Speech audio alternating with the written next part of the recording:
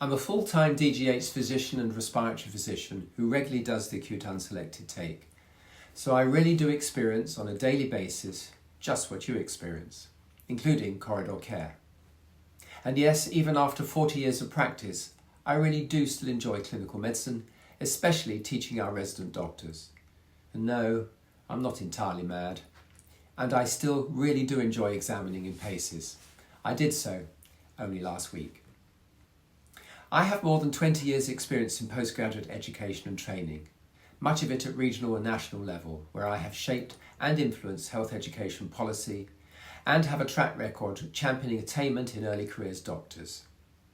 As College Vice President in 2014, I'm really proud to say it was me who created the Chief Registrar role and programme. I originated the whole project and commissioned and funded its independent validation by Birmingham University. Its runaway success as one of the college's blue ribbon initiatives has been a source of great pleasure to me. But more than anything, I'm just delighted by how popular it remains and how it's continuing to transform leadership development amongst our resident doctors. I demitted last year after 6 years as Executive Medical Director of the Federation of the Royal Colleges of London, Edinburgh and Glasgow. In this role, as a senior cross-college leader, I oversaw JRCPTB, MRCP, CPD, international training and international exams. Federation examines 27,000 candidates per year, approximately half of whom are abroad. It writes and helps quality assure the implementation of 30 specialty curricula, and it assesses physicians' CSER applications. It runs the CPD diary, app and approval system. It's a large, complex, multi-million-pound organisation and business with a large workforce, much like the RCP. There are several hundred physicians working directly for it and a staff of 80, including a CEO. There are several thousand physician volunteers. I transformed its structure, governance and leadership.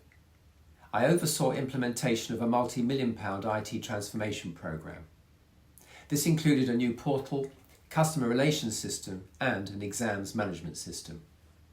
These changes have been long overdue. I fought to accelerate them. For many years, MRCP in particular has been relying on legacy systems. Unfortunately, the planned new exams management system had not yet been implemented at the time of the 2023 Part 2 exam problem. There was no problem apparent at the time, and now, being outside Federation, I'm in the dark. But what I will say is that it's really important that spending is prioritised to support core education and training functions. This may well mean spending less on the other activities. Making such decisions wasn't in my gift as Federation Executive Medical Director, but it will be if I'm elected President. I also led and improved Federation equality, diversity and inclusion, and its differential attainment performance. I delivered environmental initiatives, such as reducing the number of plane flights Federation uses. I moved our 13 written exams online, expanded PACES capacity and implemented PACES 23. As I said in my first video, I was pivotal in stopping PACES from being converted into an entirely virtual exam during COVID and had to overcome considerable opposition to prevent this from happening. Had it happened, it would have undermined the essential USP of the exam and weakened our college's offer. An entirely virtual PACES would be susceptible to competition from exams run by other organisations. Without MRCP, it's likely that far fewer physicians would want to join our college. And bear in mind that the college has no legal or statutory role in UK healthcare. Its position, power and influence, which are considerable, come only from you, its 38,000 members and fellows, and your diversity.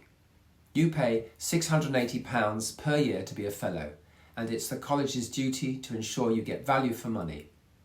And this includes our 4,000 international fellows, whose loyalty to the college should be better respected and better acknowledged. We face significant challenges. Our college's finances and unrestricted reserves have been significantly diminished over the last 10 years. This follows investment in expanding the workforce for the Future Hospital programme in 2013, the cost of fitting out and running the spine, and the collapse in income during COVID. We have a duty, for fiscal prudence.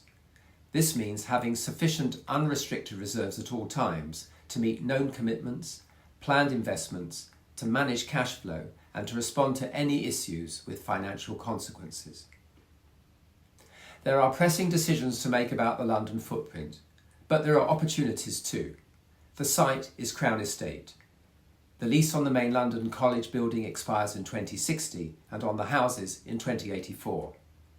So, we'll need either to renew the lease then, which will be very costly indeed, or move beforehand. We also need to optimise income from the spine. The fit-out alone costs 13 million, and running costs are considerable. In fact, running London and Liverpool costs 600,000 per month.